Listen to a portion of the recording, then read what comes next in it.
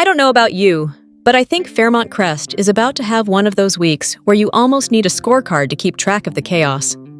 And honestly, I'm kind of bracing myself for the cray-cray that's about to unfold on Beyond the Gates. Of course, it wouldn't be a proper week in the DMV without Bill standing smack in the center of the storm, usually with at least 2 women orbiting him like they're caught in his personal gravitational pull. On one hand, I was wondering how long it would take for this baby conversation to resurface.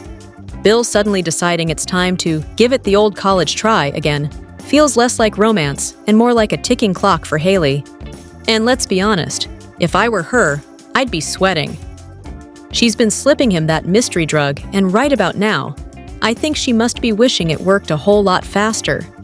The irony of trying to prevent a baby while your husband is enthusiastically planning one? That's peak soap opera tension. Meanwhile, Danny. Oh, Danny.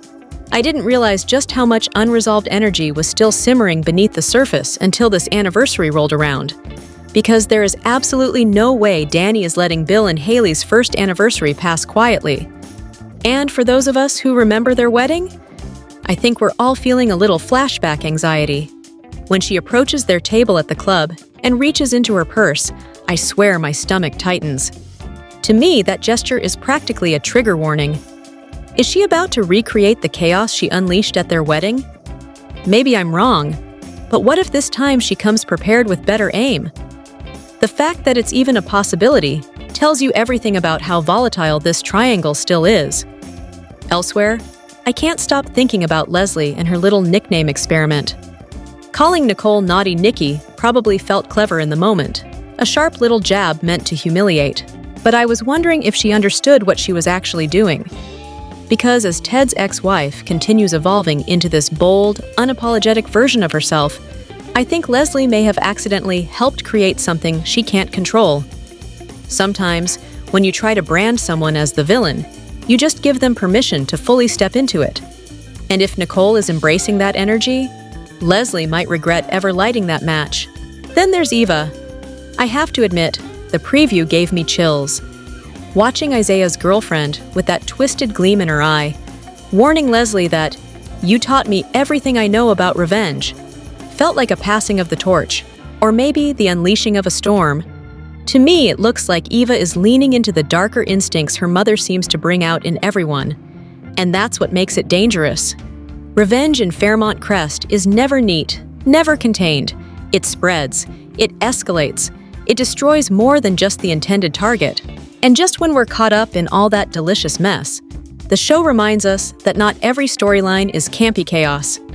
Anita's situation feels different, heavier. Seeing her undergo a new treatment, one she's not entirely sure she can survive, shifts the tone in a way that I think is intentional. Beneath the catfights, the sabotage, and the revenge plots, there are real stakes, real fear, real vulnerability. Maybe I'm right, maybe I'm wrong, but I think this week is going to balance spectacle with sincerity in a way that only a soap can. Anniversary fireworks, revenge apprenticeships, identity reinventions, and a life-or-death medical gamble, all in one week. Fairmont Crest isn't just buzzing, it feels like it's about to explode. And honestly, I can't look away. Picking up right where that explosive confrontation left off, I couldn't help but feel like Leslie just had to poke the bear. And that bear's name is Kat. I was wondering why she couldn't just let it go for one day. Eva tries to calm Kat down, urging her to ignore Leslie. But to me, it's obvious Nicole's daughter is already at her breaking point. And when Kat fires back, "I can't wait for the day karma drags you by your wig du jour and serves you exactly what you deserve," I honestly gasped. Then she storms out, and of course, that's the exact moment Isaiah walks in. Timing on soaps is never accidental. Isaiah sits down with Eva and Leslie, and when Leslie says they need to talk, I braced myself for chaos. But surprisingly, she's controlled. Almost too controlled. She reflects on how all 3 of them have come a long way from their messy beginnings. I didn't realize I'd ever see Leslie take that tone. It makes me wonder what she's really planning. Then she goes off to find Ted and asks him to get to know Isaiah, basically to vet him and make sure he's worthy of Eva. I mean, since when did Leslie become the relationship gatekeeper? But here's where it gets juicy. After Isaiah tells Eva they can't build anything real without complete honesty, Eva flashes back to Leslie practically admitting she tried to remove Laura from the equation months ago. That look on Eva's face? To me, that's guilt creeping in. I was sitting there thinking, is she finally going to tell him everything? Because if she doesn't, that secret is going to explode at the worst possible moment. And we all know how that goes. Meanwhile, Kat meets up with Chelsea at Uptown, and Chelsea wants to gush about her wedding plans. Girl, read the room. Kat is in no mood for bridal bliss. Instead, she drops the bomb that she's planning to move out, so she's not the permanent third wheel in Chelsea's happily ever after. And honestly, I kind of get it. Kat admits she feels like Chelsea is moving forward while she's stuck in place. That hit deeper than she probably intended. When Chelsea suggests Kat might just be jealous, though, oh no, that was gasoline on a fire. Kat was already simmering, and that comment pushed her straight to boil. Over at the country club, Smitty introduces Naomi to Dr. Monica McCormick, an oncologist he's known for years. I actually loved this quieter moment. When Smitty steps away to take a call from Martin, Naomi and Dr. McCormick talk not just about Anita's diagnosis, but about how cancer sends shockwaves through everyone connected to the patient. Monica gives Naomi permission to feel everything: the fear, the anger, the exhaustion, and even offers to be a confidant. I think Naomi needed that more than she realized. Later, Smitty confides that Naomi is under intense pressure, especially with Jacob not around. It's like everything is piling on at once. Now Nicole and Ted surprised me. She starts off a little sharp with him, but eventually softens while explaining why Anita chose to go public with her diagnosis. They also touch on Kat's obsession with seeing Leslie punished. You can tell Nicole is torn, protective but cautious. Later, she meets Vanessa for coffee and admits there's been an unexpected twist in her love life. Carlton turned down her invitation to a play. And the way Nicole says she was surprisingly disappointed, that told me everything. She even wonders who he went with. Vanessa, never one to sugarcoat, translates it perfectly. Nicole likes being shared, but doesn't want to do the sharing. Ouch! Nicole admits she's not ready to give up either man. I want all the fun, she says. And honestly, I respect the honesty. Vanessa suggests that if Carlton's pulling away, Nicole might need to actually put in some effort next time. Then comes the kicker. Vanessa is about to meet with Kat to show her condos. The worlds are colliding, taking Leslie's advice seriously, which still feels strange to me. Ted reaches out to Isaiah to set up a meeting. I don't know whether this is going to be bonding or interrogation, but I'm leaning toward interrogation. Back at Chelsea's place, her argument with Kat escalates fast. The tension feels bigger than just wedding plans. It's about change. It's about growing apart. When Vanessa arrives and offers to reschedule the condo tour, Kat shuts that down immediately. Not only does she want to see the places, she wants one she can move into right now. That tells me this isn't a dramatic threat. She's done. And just when I thought things couldn't get sharper, Leslie heads to the hospital and tries to taunt Nicole, but this time, Nicole doesn't take the bait. Instead, she fires back with a few zingers of her own, crediting them to Naughty Nikki, the nickname Leslie mockingly gave her. I didn't realize how much I needed to see Nicole reclaim that label. It felt like a power shift. To me, this episode was all about control. Who has it? Who's losing it? And who's pretending they never wanted it in the first place? Secrets are hanging by threads, relationships are being tested, and I have a feeling the fallout is going to be messy. And maybe I'm wrong, but when characters start talking about honesty and new beginnings on a soap, that's usually when everything blows up. I was just watching the new weekly promo for Beyond the Gates, covering March Sector 6, and I have to say, I think this might be one of those weeks where everything quietly explodes at once. The first scene that caught my attention was Bill and Haley Hamilton in his office. Bill gently asks her if she wants to start trying for a baby again. And the look on Haley's face? She seems completely blindsided. I didn't realize just how fragile their dynamic still feels until that moment. To me, it wasn't just a question about having a baby. It felt like Bill was asking for reassurance, for stability, maybe even redemption. Haley's silence speaks volumes. I keep wondering whether she's hesitant because of their past drama, or because she's starting to question their future. Then the promo shifts to Uptown, where Nicole Dupree, Vanessa McBride, and Leslie Thomas are locked in a tense confrontation. Nicole fiercely reminds Leslie that the last time she was provoked, things didn't end well. "You do remember how that ended," she says. And honestly, I felt that warning. Vanessa, placing a calming hand on Nicole, says so much without words. I think Nicole is barely holding herself back, and Leslie knows exactly how to push her buttons. Maybe I'm wrong, but it feels like Leslie is playing a very deliberate game here. Over at the hospital, the emotional weight of the week really settles in with Anita. Watching her undergo chemo, visibly exhausted, was heartbreaking. She admits she might not win her battle with cancer, and later, at home with Vernon Dupree, she breaks down, confessing she doesn't know if she can handle it. I didn't realize how much strength Anita has been projecting until we finally see her vulnerability. To me, this storyline feels painfully real. It's not dramatic in a flashy way. It's raw, intimate, and deeply human. And just when things feel heavy, Danny Dupree storms into the country club in true Danny fashion. Bill and Haley are celebrating their anniversary when she saunters over and sings out, "Happy anniversary!" The sarcasm is dripping. She says she couldn't possibly let the occasion pass without commemorating it, all while digging through her purse. Now, I couldn't help but flash back to the wedding, when Danny pulled a gun from that very same purse and actually pulled the trigger. No one was hurt, thankfully, but the trauma lingers. So when she starts rummaging around again, Bill and Haley visibly tense up. I think Danny is clearly joking this time, or at least pretending to. But the psychological impact is undeniable. To me, it's classic Danny, playful on the surface, but layered with unresolved rage. And then comes the moment that truly gave me chills. Eva Thomas stands with Leslie and Orphe Jeans, confronting her mother. Leslie insists Eva doesn't know what she's talking about, but Eva responds with a sly smile. "Remember, Mama, you taught me everything I know about revenge." That line. I was wondering if this is the moment Eva steps fully into her own power, and possibly her own darkness. If revenge is the lesson she learned best, then Catherine "Cat" Richardson might want to watch her back. Maybe I'm wrong or right, but I have a feeling this isn't just talk.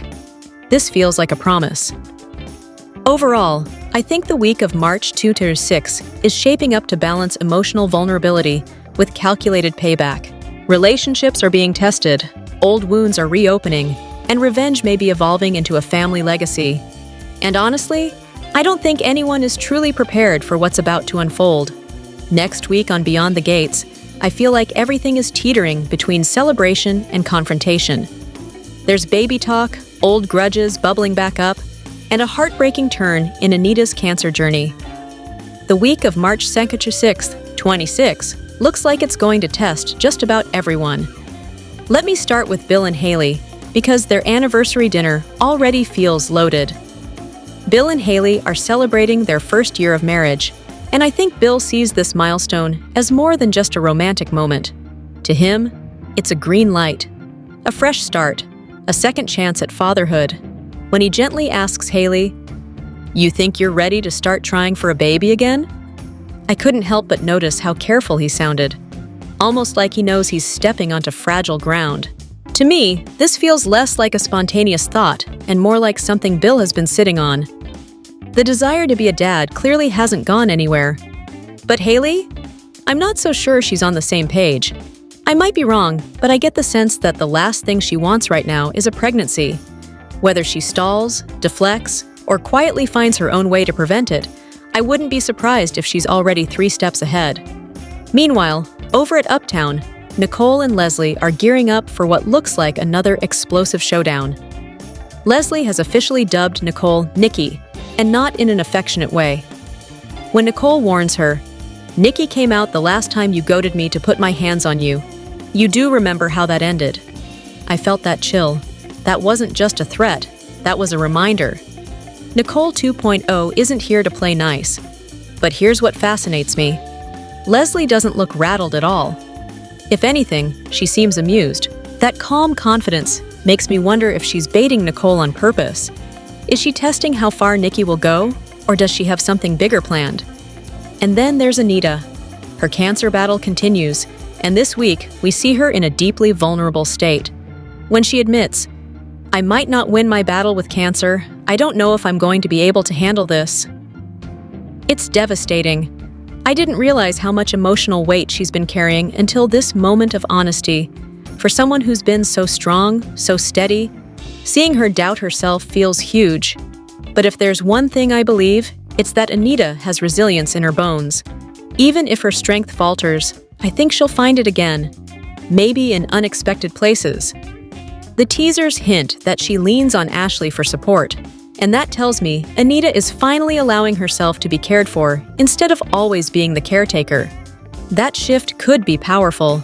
Back at the country club, Danny makes sure Bill and Haley's anniversary doesn't pass quietly. She approaches their table with Andre beside her and delivers a pointed, "Happy anniversary," adding that she'd be remiss not to commemorate such a notable occasion. I have to admit, Danny showing up feels intentional. To me, this isn't about politeness. It's about history, about reminding them, and maybe herself, what happened the last time wedding bells were involved. Is Danny stirring the pot? Absolutely. But I also wonder if she's still nursing wounds that haven't fully healed. And just when you think things can't get more dangerous, Eva steps into the frame with that sly look and tells Leslie, "Remember, Mama, you taught me everything you know about revenge." That line, that's a warning shot. Now the question is, who's the target? Kat? Someone else entirely? If Eva truly learned from Leslie, then whoever's in her sights should be very, very worried. Revenge in this family isn't impulsive. It's strategic. All in all, next week feels like a turning point. Relationships are being tested, old rivalries are escalating, and Anita's fight adds a layer of emotional gravity that anchors everything else. I think we're heading into a stretch where choices made in quiet conversations, like Bill's baby question, could have explosive consequences down the line. And if Nikki really does come out again, Uptown might not survive it. I think Monday's episode of Beyond the Gates is setting us up for some classic Fairmont Crest chaos, and honestly, I'm kind of here for it. First of all, Bill and Haley's anniversary already sounds doomed. And maybe I'm wrong, but I didn't have high hopes to begin with. When I think about Bill, romance isn't exactly the first word that comes to mind. I was wondering if he'd try to pull something polished and predictable, like dinner at the country club. But the spoilers suggest their night is going to be interrupted multiple times. Multiple times. That's never a good sign on a soap. To me, anniversary episodes are either over-the-top magical or complete train wrecks, and this feels like it's leaning toward train wreck. The real question is, who keeps crashing their evening?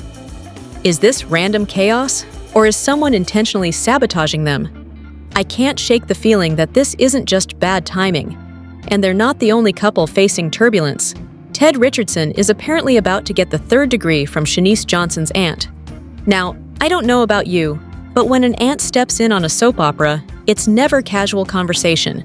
It's interrogation mode.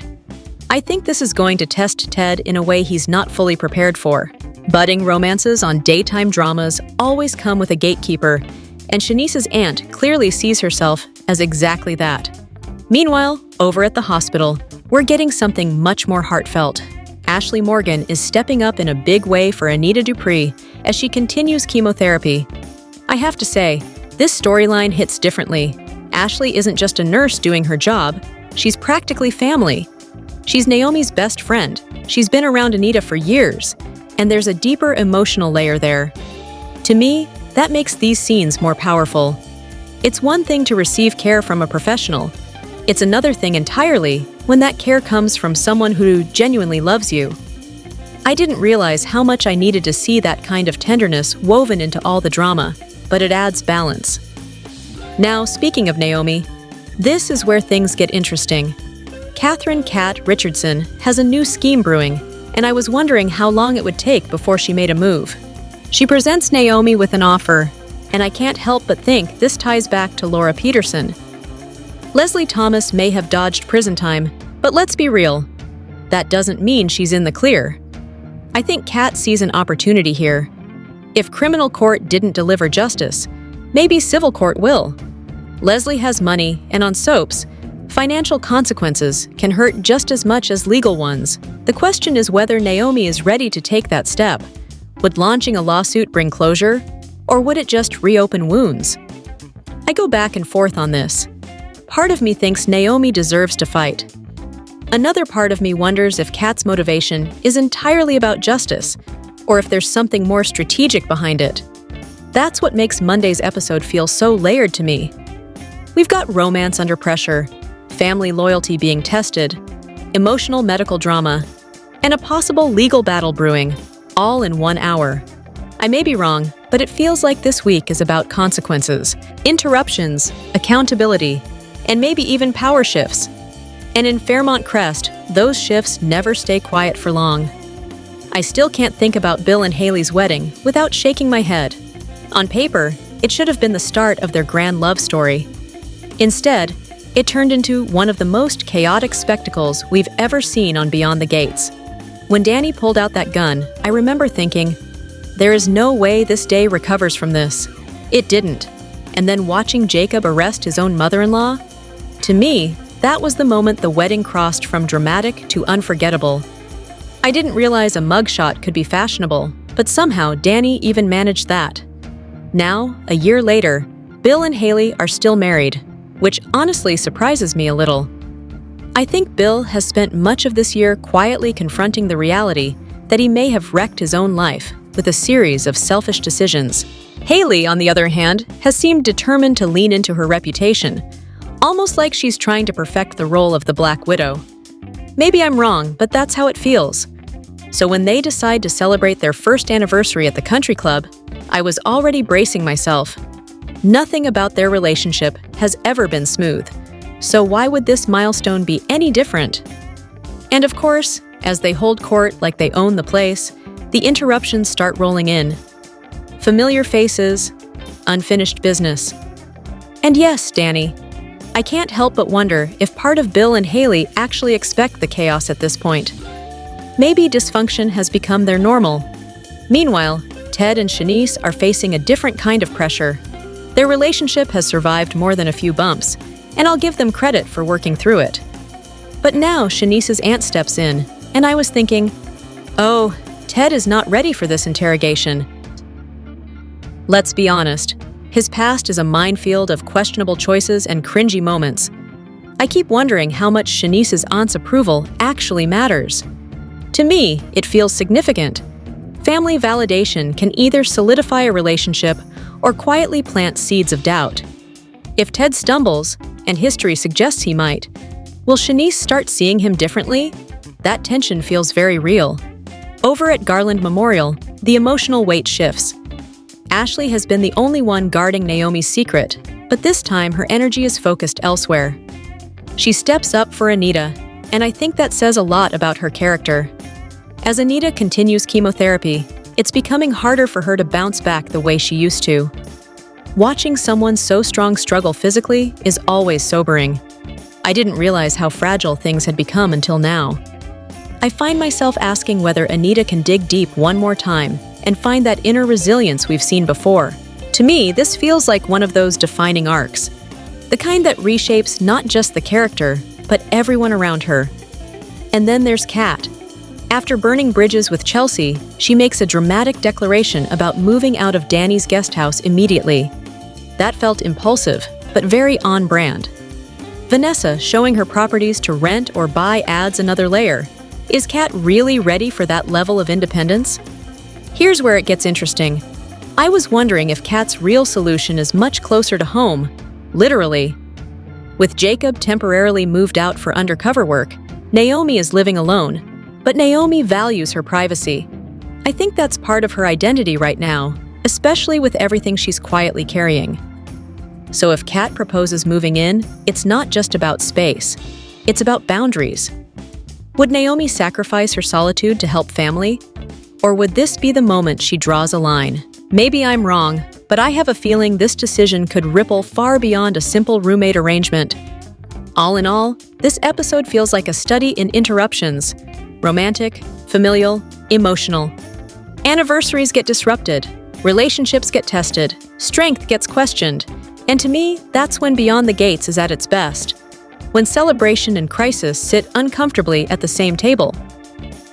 Let's talk about what's been turning heads this week on Beyond the Gates, because, honestly, I think this might have been one of the show's strongest weeks yet. The week ending February 27th, 2026, gave us emotional depth, character growth, and one performance that, to me, rose far above the rest. First, I have to start with Tomas and Kat. When Toms turned down Kat's suggestion that they move in together, I'll admit, I was surprised. Normally, I feel like we see Toms bending over backwards to keep the peace. There's always this subtle tension, almost like saying no to a Dupree woman is a risk no sane man would take. But this time, he stood his ground. And I didn't think it came from ego or spite. To me, it felt honest. Kat had just told him she had nowhere else to go, that she was on the brink of being homeless. Tomas realized he wasn't her first choice. He was her last option. And that stings. I think anyone would feel that. Kat, of course, got a little, well, catty. But Tomas reassured her that his refusal was actually an act of love. He didn't want them rushing into something they weren't ready for. I appreciated that maturity.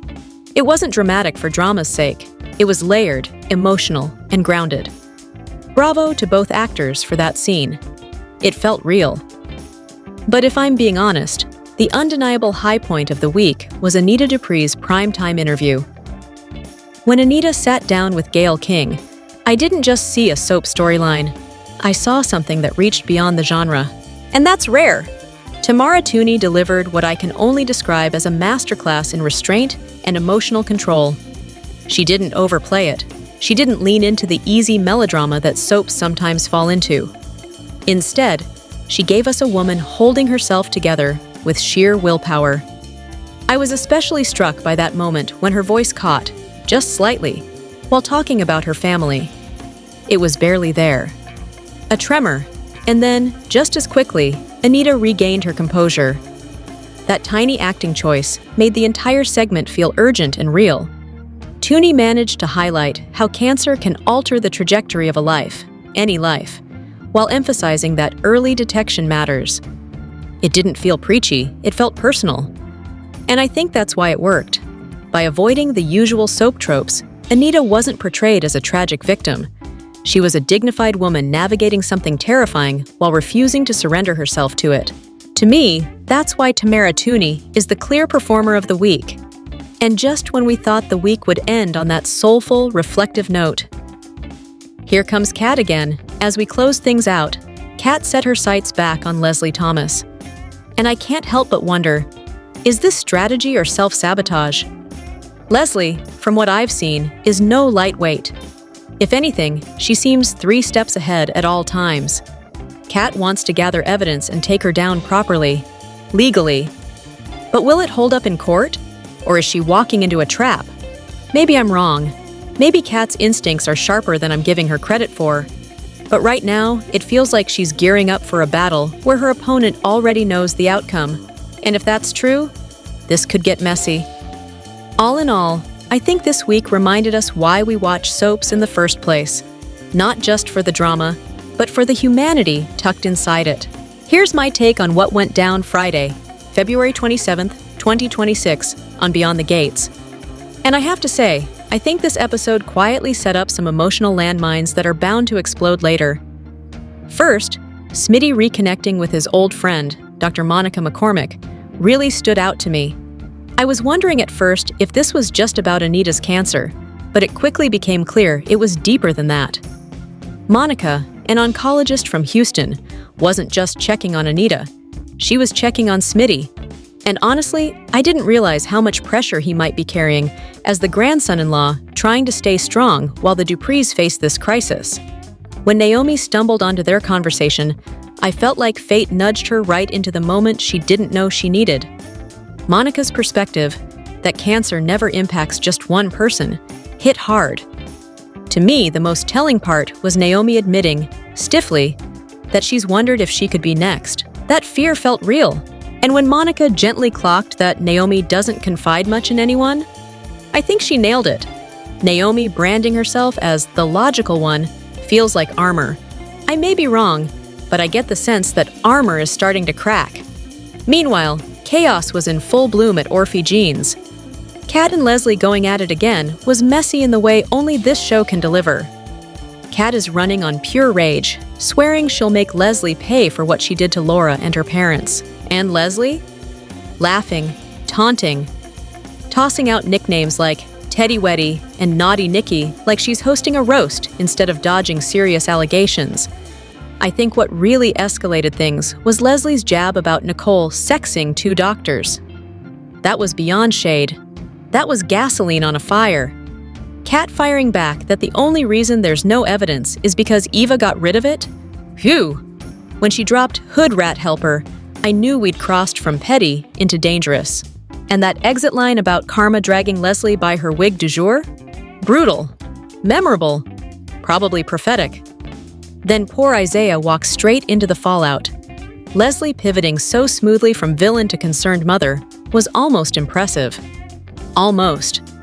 She made it clear she knows Isaiah's background, not the details, but enough. And she framed it as understanding him. I think that was strategic. She wanted him feeling seen so he'd feel obligated to step up for Eva. And that pointed finger at her ring finger on the way out? Subtle as a brick through a window. Eva apologizing for her mother felt genuine, but what shook me was her calling out Leslie for using their relationship like a coupon to get something from Elon. That line stuck with me. Isaiah's comment about how Leslie might get more out of his dad than he ever has, that was quietly heartbreaking. Between Eva being smothered by her mother and Isaiah being emotionally neglected by his father, they really do meet in the middle, just like he said. But here's the problem. Isaiah wants total honesty, no secrets. He's still bruised from an ex who wasn't forthcoming. And right when he says that, Eva flashes back to Leslie admitting she ran Laura off the road and poisoned her. I don't know how this doesn't blow up. Secrets and soap operas are like oxygen and fire. Eventually, something ignites. At the hospital, Ted and Nicole delivered another layer of tension. Nicole snapping at Ted for mentioning Anita's interview told me she's still guarding that Dupree inner circle fiercely. To her, Ted is on the outside now, period. But when he reminded her that he showed up after Anita's first chemo collapse and kept it private, I think that cracked something open. Nicole relented. Not fully, but enough. Hearing that Anita went public to get ahead of the rumors made sense to me. In their world, silence breeds speculation. And Nicole admitting that it's getting harder for Anita to bounce back after each treatment? That felt sobering. This storyline isn't just emotional, it's escalating. Overall, I think this episode was about pressure. Naomi's unspoken fears, Smitty's quiet burden, Eva's suffocating loyalty, Isaiah's longing for transparency, Nicole's guarded grief. Everyone is holding something in. And if I've learned anything from soap operas, it's that what's buried never stays buried for long. I may be wrong, but I don't think any of these characters are prepared for what happens when all of it finally surfaces. I think what really struck me in this stretch of the story was how everything seemed to circle back to that one brutal anniversary, the attack that put Laura in the hospital. It had been a year, a whole year. And to me, that kind of milestone doesn't just pass quietly, it lingers. Ted was convinced that Kat had been triggered by it, and honestly, I was wondering if he wasn't right. Nicole sighed, like she knew exactly what he meant, but she also saw Kat's point, that Leslie had never truly paid for what she'd done. And maybe I'm wrong, but I felt like that tension between justice and healing is still very much alive for all of them. What I appreciated, though, was Ted and Nicole recognizing how far they've come. They're exes who can actually talk, really talk, without exploding.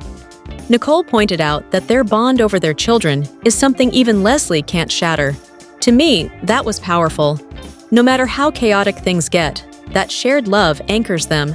Then Leslie glides into Ted's office, and the air immediately shifts. She teases him about his reaction, joking that she's no longer the nosy nurse, or naughty Nikki. It's classic Leslie. Deflect with charm, cloak everything in irony. Ted doesn't want to hear her complaints about Kat, and I can't say I blame him. But when she brings up Eva needing her father, he listens. And here's where it gets interesting. Leslie points out that things are getting serious between Eva and Isaiah. Ted has to admit he knows next to nothing about the guy. I didn't realize until that moment how disconnected he'd been from that part of Eva's life. Leslie, of all people, nudges him to step up. And to his credit, he does. He agrees to get to know Isaiah better. That's growth. Meanwhile, Eva is lost in thought, replaying Leslie's earlier admission in her mind, when Isaiah accidentally snaps her out of it. Before she can explain her sudden drift into silence, Ted calls. Instead of giving her dad Isaiah's number, Eva just puts them on the phone together. Bold move. Isaiah is clearly caught off guard when Ted invites him to meet the next day, but he handles it respectfully. I think that moment says a lot about him. He may have been surprised, but he didn't flinch. Over at the coffee shop, we get a totally different kind of drama. Vanessa checks in with Nicole, hoping she's let go of her guilt about exploring her sex life and dating 2 men. And Nicole admits something that honestly surprised me. She's finding her newfound freedom intoxicating. That word choice? Telling. But then reality creeps in. Carlton turned her down for a date. Nicole starts wondering if he's seeing someone else. Vanessa, with that signature wink, points out that while Nicole doesn't mind being shared, she's not exactly thrilled about sharing. That line felt sharp and true. Nicole admits she was disappointed. But when Vanessa asks if she'd give up Kial for Carlton, she doesn't hesitate. No, she wants both. She's enjoying herself. And I think that honesty matters. She also acknowledges that Carlton has every right to move on since she can't offer the commitment he wants. Vanessa advises her to make Carlton feel like a priority on their next date. Nicole seems ready to take that advice until she learns something that completely blindsides her. Kat is house hunting. Nicole had no idea. At the hospital, Nicole leaves Kat a message asking for more details, only to turn around and run straight into Leslie. And the gloves come off. Leslie mocks Nicole, comparing her to Wonder Woman by day and Catwoman by night. Nicole fires back, calling Leslie the queen of costume drama and tearing into her demure makeover. To me, this wasn't just petty banter. It was 2 women weaponizing perception. Identity as armor. Then we pivot to Uptown, where Kat is still fuming about Leslie and Eva. Chelsea isn't having it. She bluntly tells Kat that holding on to all that anger is not cute. And maybe Chelsea has a point. But it's also easy to say that when you're not the one carrying the hurt. Chelsea wants to talk wedding plans, venues booked more than a year in advance, Copenhagen relocations, leveling up. But Kat drops a bomb instead. She's moving out. Chelsea thinks it's premature. After all, nothing's technically changed. But Kat insists that something has changed. Chelsea blindsided her with the Copenhagen move and didn't consider what it would do to their company. Kat feels left behind. And this is where I think the emotional truth spills out. Chelsea assumes Kat is punishing her. Kat flips it around. Why is it okay for Chelsea to level up while she's expected to stand still? That line hit hard. It's not just about living arrangements. It's about ambition, partnership, and feeling equal. Chelsea then wonders if Kat's decision is really about being around her and Madison's serious relationship. That suggestion pushes Kat over the edge. "You have some nerve!" she explodes. Kat is furious at the implication that a woman without a ring must be miserable. She shouts that maybe she just wants space, and honestly, I don't think that's unreasonable. When Vanessa arrives to show Kat the condo, the symbolism couldn't be clearer. A new door opening. Chelsea watches it happen in real time. Kat even throws in one last jab, saying she would have invited Chelsea along if she weren't too busy crapping on my life. That's not a clean break, that's a fracture. Chelsea, stung and furious, calls after her that she hopes Kat moves out sooner rather than later. To me, this episode wasn't about romance or revenge. It was about transition, parents stepping up, women redefining freedom, friends questioning loyalty, and the quiet, painful realization that sometimes leveling up means leaving something, or someone, behind. And I can't help but wonder, is this growth, or is it the beginning of another storm? Next week on Beyond the Gates, tensions in Fairmont Crest are about to hit a boiling point. I think Nicole is bracing for a major clash with Leslie, and it seems like everyone will feel the ripple effects. Meanwhile, Martin is trying to reconnect with his family, but not everyone is sure how to respond, which makes things even more complicated. Shanice's aunt arrives with her own agenda for Ted, and I'm curious how that will shake up the dynamics. At the same time, Bill and Haley are hoping to celebrate their first anniversary after a year that's been anything but smooth. But it looks like obstacles are waiting around every corner. Nicole and Leslie's conflict is going to be central next week. Kyle also comes to Vanessa with some updates that could circle back to Nicole, while Carlton and Kial find themselves in another rivalry. Isaiah is pushed into a situation that makes him deeply uncomfortable, and Eva is trying to follow Tomas's advice, though it's unclear how much she'll succeed. Vanessa and Leslie are in for a rough patch on Thursday, with Derek caught right in the middle. By Friday, the fallout from Nicole's clash connects directly to Jacob's new assignment, which could have serious consequences. Bill and Haley are determined to reclaim their anniversary after the way their wedding day went wrong. I feel like they're really trying, but Monday's attempts to celebrate are interrupted at every turn. Meanwhile, Shanice's aunt is asking Ted some heavy questions, and Ashley steps in to support Anita during a particularly tough moment. Kat surprises Naomi with something unexpected, and Bill is faced with a family request that leaves Haley unsure about how to respond. Later, a favor he asks could further complicate things. Even the Duprees get an unexpected visitor, adding another layer to the chaos. Jacob's new assignment drops on Friday, but it looks like it could inadvertently jeopardize the undercover mission. There's also a shocking reveal about who's connected to the plasma ring, while Ashley seeks Madison's help for Grayson. Chelsea leans on Vernon, and she and Madison encounter a very strange pair on Thursday. Randy continues guiding his cousin through their ongoing scam, which adds more tension. Anita is having a rough week as well. Ashley is supportive early on, but by Friday, Vernon's surprise leaves Anita really upset. She struggles to manage the chaos, especially as issues surrounding the plasma ring intensify. Meanwhile, Martin genuinely wants to bond with Samantha and Smitty, showing he's willing to put in the effort. Next week promises a lot of emotional turns and shocking developments that could change relationships across Fairmont Crest. The week of March 2nd to 6th on Beyond the Gates promises to throw Haley completely off balance. Bill and Haley attempt to enjoy their anniversary, but their plans are constantly interrupted by unexpected interlopers, reminding me just how chaotic life always seems to get in this town. And then there's Bill's family. A request they make leaves Haley reeling, and I can't help but wonder how she'll handle it. Meanwhile, the Duprees get a surprise visitor that shakes things up in ways no one saw coming. On another front, Jacob's new assignment is raising the stakes, so much so that it could endanger the entire undercover operation. It's the kind of tension that makes you lean forward, anticipating the fallout. Relationships are tested across the board. Vanessa and Leslie clash, leaving Derek stuck in the middle, while Kat has a proposition for Naomi that feels like it could tip some dynamics entirely.